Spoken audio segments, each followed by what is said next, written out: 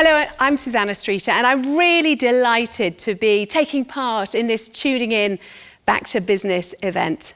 I started my career in commercial radio, first at Galaxy Radio in Bristol and then at GWR in Swindon. And I remember the excitement at being asked to do my first freelance gig, which was a 20-second voicer for Arkell's Brewery in Swindon. It was just so exciting, and it kind of set me off on my broadcasting path. And it really did help me understand the qualities that radio can present. Those high production values, but low production costs, and that unique relationship with the listener. Really those qualities of being agile and fast and adaptable, although at the time I did used to edit using a razor blade and tape. It's a bit of a different story now these days. But as we are staring at potentially a very long and deep recession, those qualities, being agile and adaptable and affordable, will be absolutely key. Now, during my time as a business journalist and also now as an investment analyst, people keep asking me about what kind of recession we are facing. How long will it last? What would be the shape? Now, there has, of course, been a lot of talk about this 90% economy, that really there will be a drop of around 10% of economic output in the medium term, which will have absolutely major repercussions for everything that we do. There's also been a lot of discussion about the shape of any recovery. It's a bit like playing Scrabble. Will it be a U-shaped or a V-shaped or an L-shaped or even a K-shaped? Well, the problem is the only thing we know for sure is actually the first part of that shape, which was that really deep plunge, that 20.4% contraction in GDP for the second quarter. Ever since then, since May, there's been a fragile recovery. There was lots of hopes, of course, that with the reopening of the economy, it would get a lot better much more quickly. Of course, the Eat Out to Help Out scheme has helped. Also, we've had people returning to the high street and spending again, but it's been a real wobble. And that's because of this crisis that we've seen in consumer confidence. Consumer confidence is absolutely key. Household spending makes up 63% of GDP. So trying to get people spending again is absolutely vital for the recovery. And this is where the furlough scheme unwinding is going to be extremely important, because it is feared that as people drop off furlough, they'll go into unemployment. And the Office of Budget Responsibility is predicting that, in fact, there could be a spike to 12% in unemployment before Christmas. So that really does show that if there is to be a V-shaped recovery, it's going to be extremely wobbly indeed, and can quite easily tip into a W shape. Certainly, if another lockdown is imposed across the UK, and we've already seen those restrictions being tightened right now. And in fact, the shape of the recovery in towns and cities where there have been local lockdowns certainly does look like a W. However, there is also a lot of speculation that, in fact, what we're looking at is a K-shaped recovery. So what's a K? Well, it's two paths diverging, showing the sectors that really are profiting from the pandemic, or at least managing to bounce back, and those that are seriously lagging behind. So we've seen the likes of Amazon, the online shopping giants, reap huge rewards during this pandemic. Even though it's set aside billions to pay for added costs, its latest results show really, really bumper profits, and it's expanding, taking on another 7,000 staff here in the UK, just permanent, and another 3,000 at Christmas. We've also seen Iceland today say they're going to take on another 3,000 people because of this shift to online shopping, and they're capitalising on that. On the other hand, of course, we've seen the restaurant sector, hospitality really struggle. The entertainment business as well. It's unlikely that the entertainment business and theatres will reopen and be able to really get back on a footing until next year. However, you've got the likes of Zoom.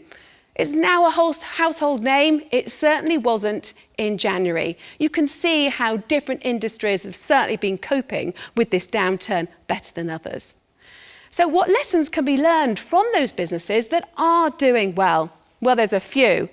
It's this path to digital that's absolutely key. Of course, adapting very fast to new behaviours, new consumer behaviours. People are nervous. They don't want to do the things that they used to do.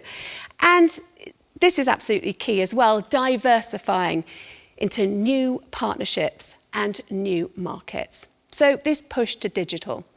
We've seen, of course, with retail, just how important it's been.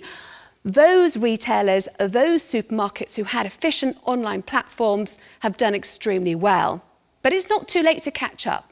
We've seen as well the restaurant sector be particularly adaptable as far as online bookings are concerned. But I think as well the restaurant sector also really shows how they've been adapting to new behaviours. You have streeteries springing out and up in various different towns and cities around the UK, where parts of roads have been allocated for tables and chairs. You've got innovative solutions because people are fearful still of eating inside restaurants.